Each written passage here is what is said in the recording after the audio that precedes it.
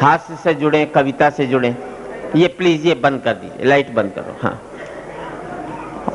जिनकी खुद की रोशनी होती है उन्हें आपकी रोशनी की आवश्यकता नहीं होती, सीधी बात है।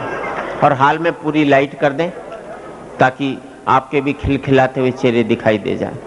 और मैं अब एक बात और कहना चाहता हूं, अब होली पर रंग लगाने की जरूरत नहीं है। होली पर हमारे चेहरों पर जो रंग लग गए हैं उनको उतारने की आवश्यकता है। जो सांप्रदायिकता के रंग हो गए, जो जाति पात के रंग हो गए, जो धर्मों के रंग चढ़ गए, अगर उनको उतार दो तो सिर्फ मनुष्य हो जाओ, तो उससे बेहतर होली कोई भी संसार के अंदर नहीं खेली जा सकती। लीजिए, अब सब लोगों को प्रणाम करते हुए, और मेरे सभी कवि हैं, सब मुझसे उम्र में बड़े हैं, मैं इन सबको प्रणाम करता हूं, क्योंकि मैं बची हुई उम्र की बात करता हूं, खर्ची उम्र की बात नहीं कर सकता। जो हमने बर्बाद कर ली वो उम्र थोड़ी है, उम्र तो वो है जो आपकी बची हुई है। तो इन सब की बची हुई मेरे से ज्यादा है, इसलिए मैं सब कवियों को नमस्कार करता हूं। हमने, लालू जी ने कहा था कि, मैंने कहा था कवियों का स्वागत कर दो, तो उन्होंने कहा पहले काम देखेंगे, काम ठीक हो गया तो कर देंगे, नहीं ठीक हुआ तो अपना करवा करके निकल जाएंगे कवियों से। सही बात है, जो इंटेलिजेंट आदमी है वो ये कहता है।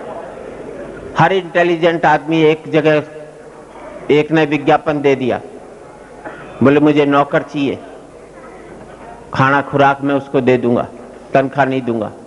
तो एक भूखा मर रहा था, उसने कहा चलो इसी के यहाँ चलो। बोले जी मैं करूंगा नौकरी, तनख्वाह नहीं चाहिए, खाना दे देना। बोले करना क्या? बोले कुछ सामने एक गुरुद्वारा, उसमें लंगर बढ़ता है, तो अपना खाया कर, मेरा लिया है कर।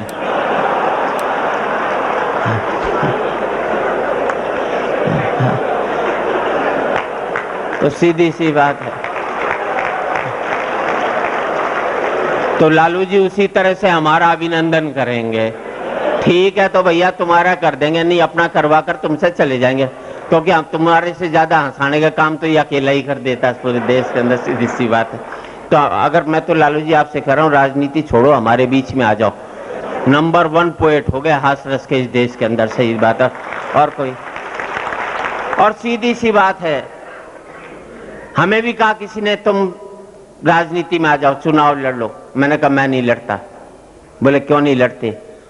मैंने कहा यार, जब देश की जनता को हमने प्यार से जीत लिया हो तो फिर लड़कर जीतने की क्या जरूरत पड़ी है?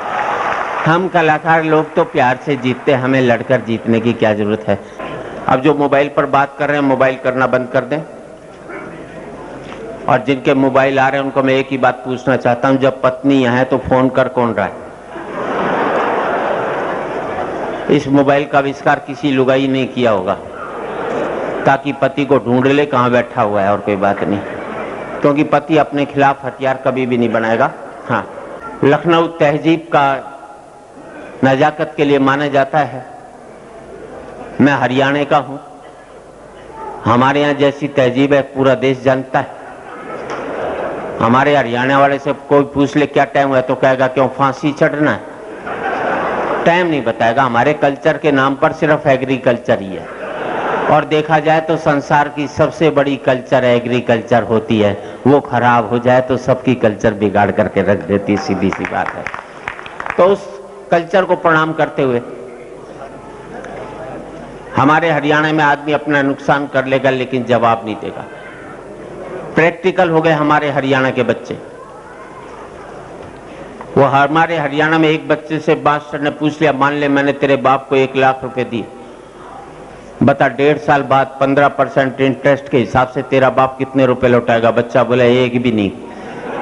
मास्टर ने चांटा मारा, बोले बेटे तो हिसाब नहीं जानता क्या? बच्चा बोला मास्टर मैं तो हिसाब जानता हूं पर तू मेरे बाप को नहीं जानता। उसने आज तक किसी का नहीं लौटाया तो तेरा कहां से लौटाएगा? तो ये प्रैक्टिकल थिंकिंग जो है ये हमारे हरियाणा के बच्चों के पास क्या हर जगह होती है। वैसे देखा जाए तो कुंवारे को एक सुख प्राप्त है कि वो खाट के दोनों तरफ से उतर सकता है। शादीशुदा आदमी तो बेचारा 1 फुट बाई 1 फुट में गुजार लेता है। हमें तो 50 साल से नेता उल्लू बनाते रहे, कहते रहे बच्चे देश का भविष्य है, बच्चे देश का भविष्य है। इस चक्कर में हमने मेहनत नहीं की। जब बच्चे ही भविष्य हैं तो अपन क्यों मेहनत करें? 100 करोड़ की जनसंख्या बना दी। अब जाकर पता लगा कि बच्चे देश का भविष्य नहीं बल्कि कुंवारे देश का भविष्य है।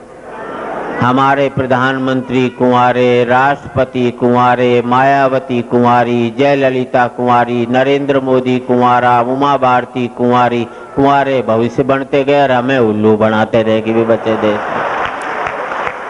पहले सोच तो लो बोलना क्या है। दूसरे की भाषा में घुसने से पहले उसको देख लो भाई उसका अर्थ क्या निकलेगा।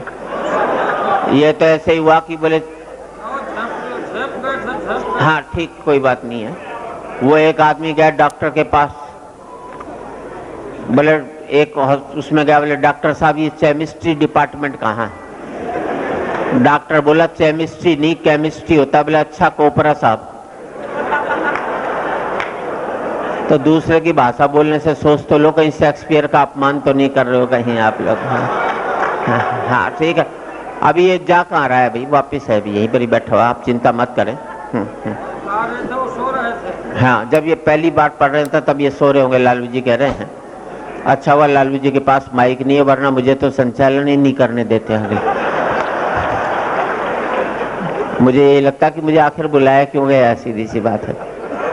खैर, मैं चाहूंगा अगली बार जब लालू जी आए तो अपनी एक कविता जरूर सुनाए हमें, ताकि उसके बाद आपको हम वहां से मुक्त करें और यहाँ से युक्त करें।